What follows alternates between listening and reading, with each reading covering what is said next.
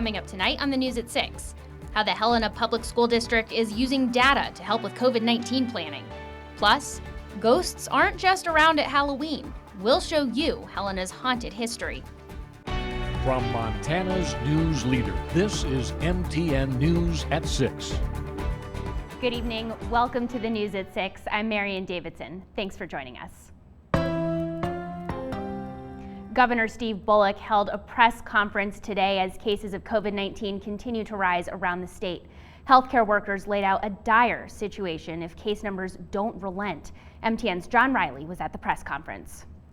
I will put this very simply. We are experiencing a public health crisis. The number of positive COVID cases is rising so quickly that it is threatening to overwhelm the healthcare resources here in the state.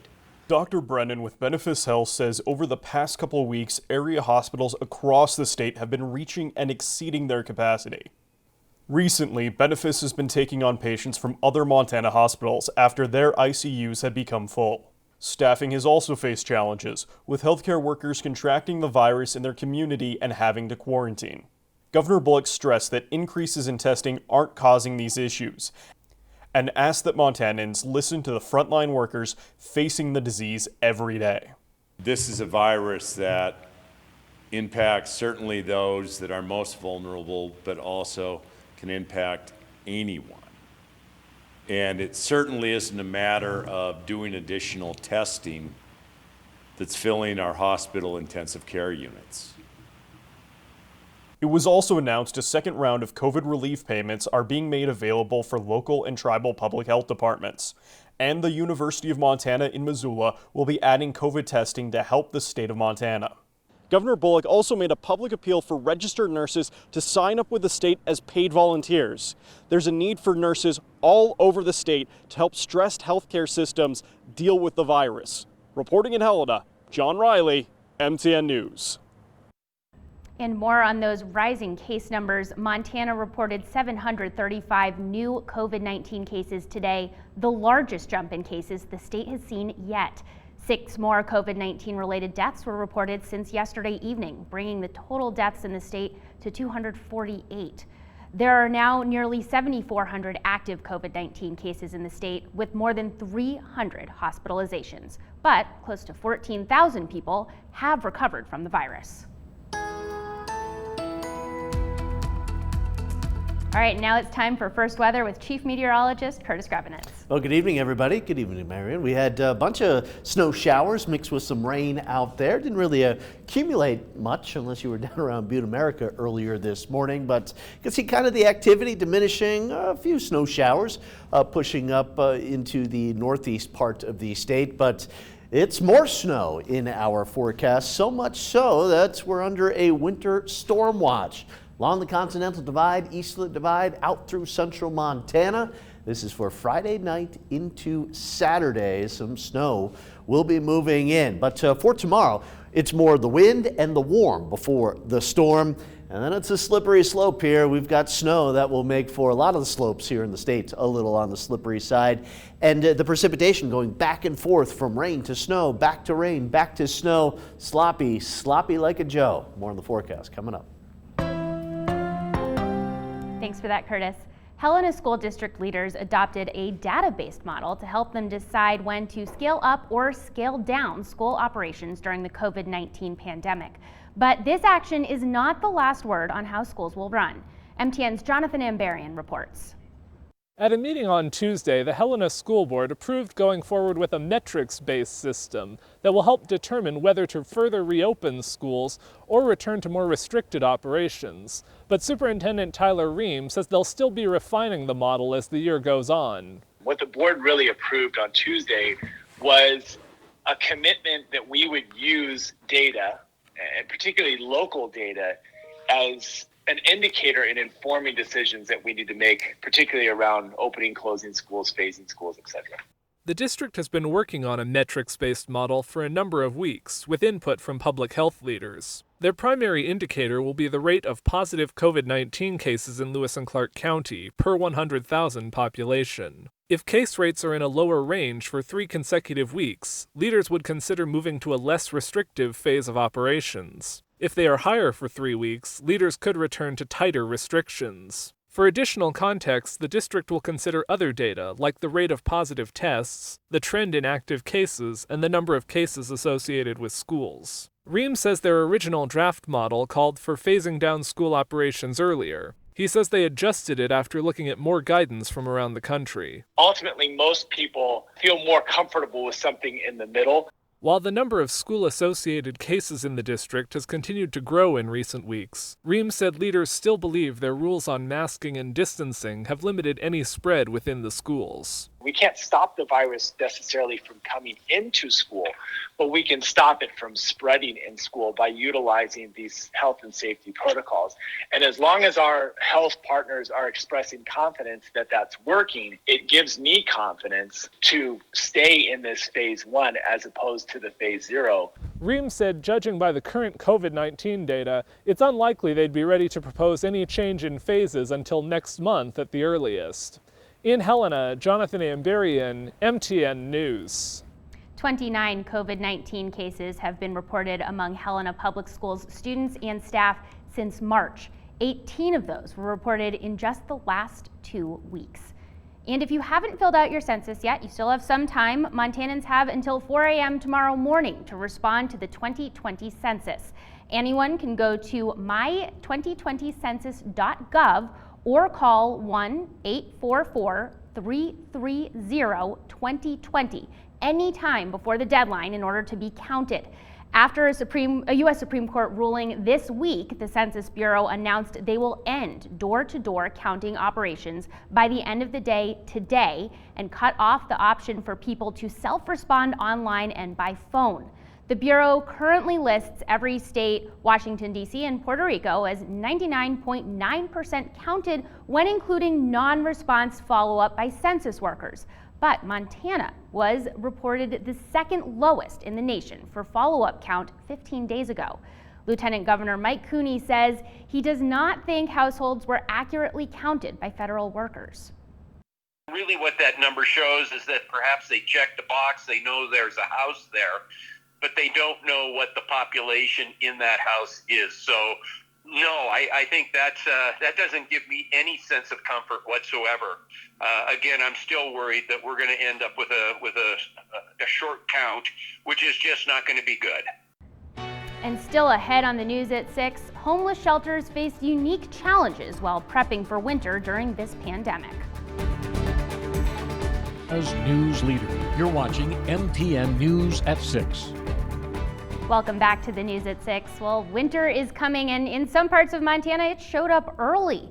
And usually this time of year, homeless shelters are preparing their facilities for possible overflow. Because of COVID-19, Helena's God's Love shelter had to cut 6 beds, leaving them with 25 instead of 31. And that might not seem like a big difference, but winter is usually the shelter's busiest season, and fewer beds creates a challenge.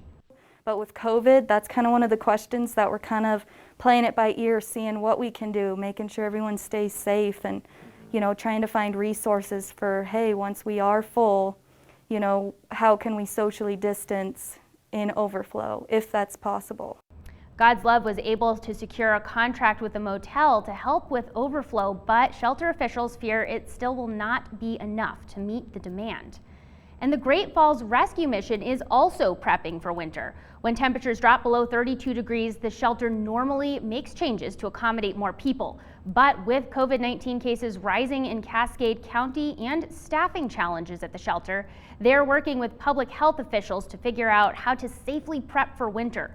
Enrollment dropped at the shelter during the pandemic, but there are still a lot of things that you can do to help them get ready. We've kind of suspended our volunteer, most of our volunteer positions for now. I think that the most simple and practical thing I could suggest is to go to our website and check out our current needs list. It changes. We have a needs page. It could be coffee. Oftentimes it's, we need donations of diapers for all the, we have a lot of kids here. And just kind of watch for those changing needs as we go. Right now, the shelter needs more coats, heavy gloves, and socks. And you can find more information about how to donate on our website, ktvh.com. And speaking of winter, let's head over to Chief Meteorologist Curtis Grevenitz for what's coming up in weather. Yeah, winter is coming eventually, and winter-like precipitation moving through the state here this weekend. More on the full forecast coming up. Starts now with Chief Meteorologist Curtis Grevenitz. All right, welcome back, everybody. A little mix of some rain and snow showers around the area today. Certainly cool and blustery. Very fall-like out there. 47 degrees right now. The wind slowly easing back out of the west at 16 miles per hour. Beautiful clear skies up around the Highwood Mountains in Great Falls.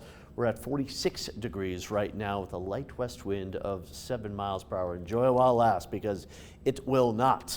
Temperatures 30s and 40s here throughout most of the state.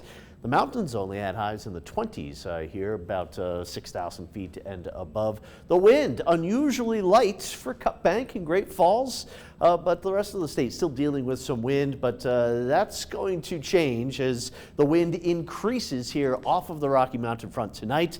We're under a high wind warning for the Rocky Mountain Front and out through central Montana, down through the Judith Gap area here. Look at that wind tomorrow. Another really brutal, windy day for a lot of the state. Helena Valley, down through about Townsend, it'll take a little while for that wind to mix down to the surface, but it'll come.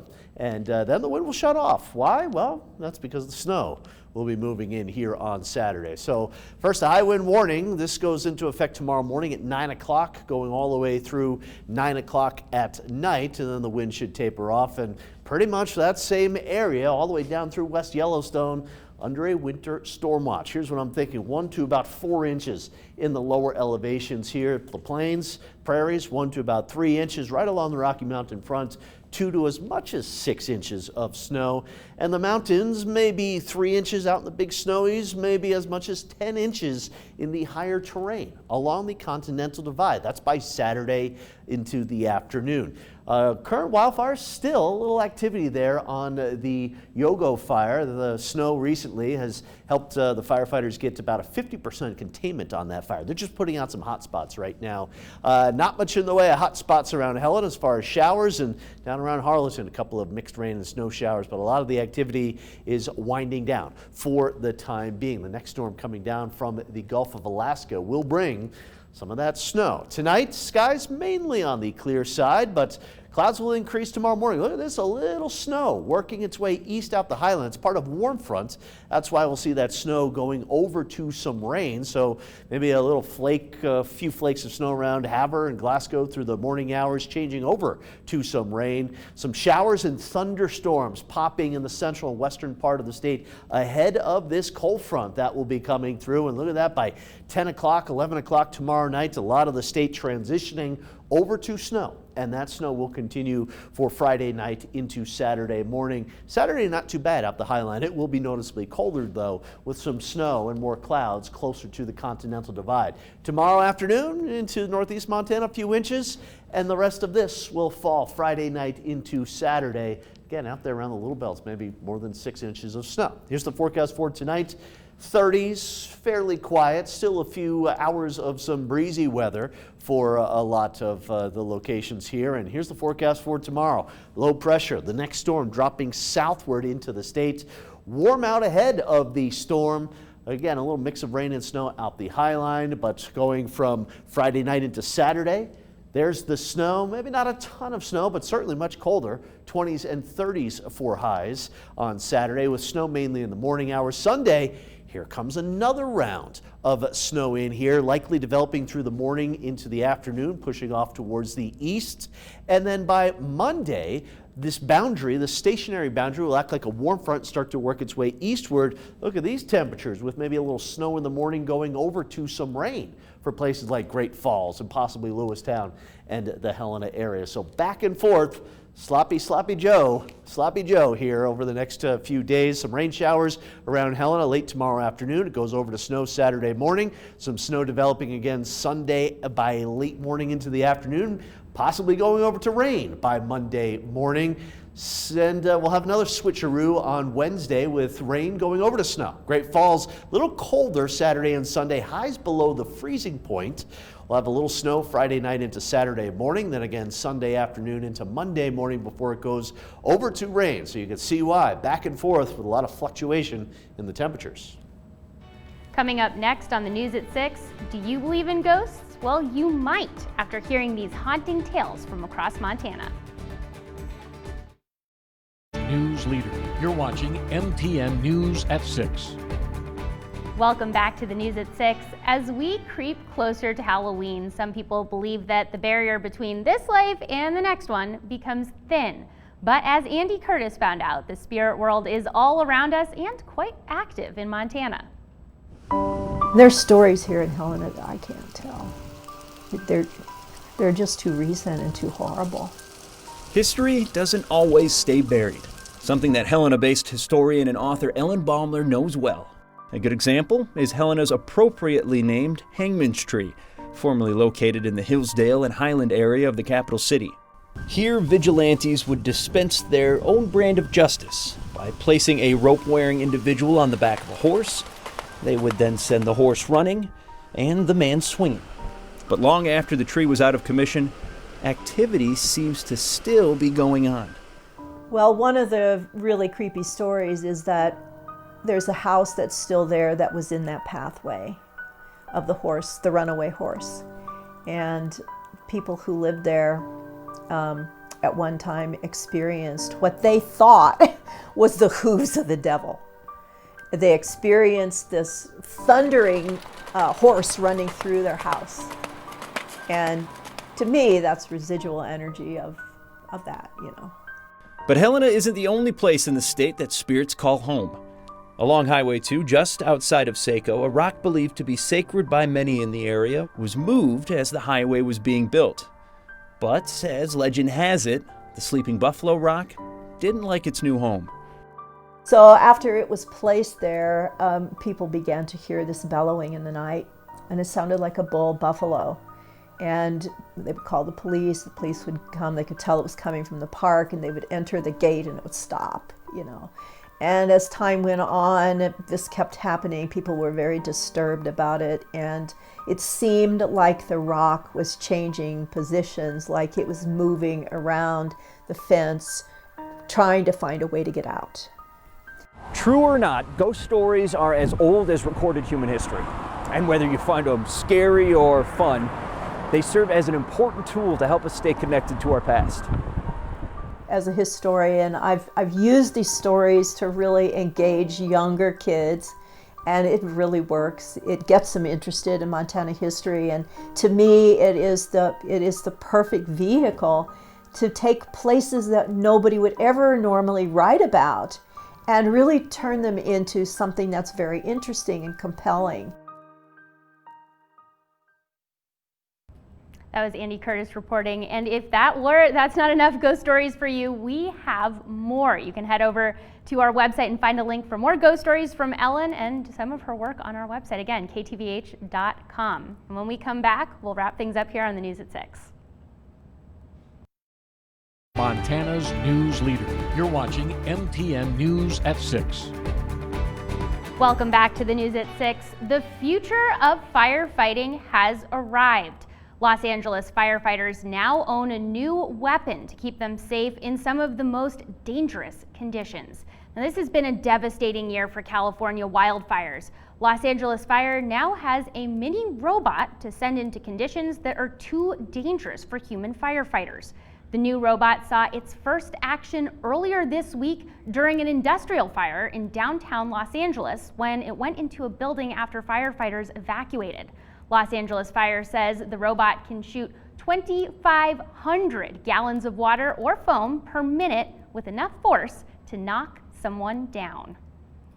All right, and that does it for the News at 6. Thanks so much for watching. We'll be back here with your latest headlines and, of course, a look at weather tonight at 10. See you then.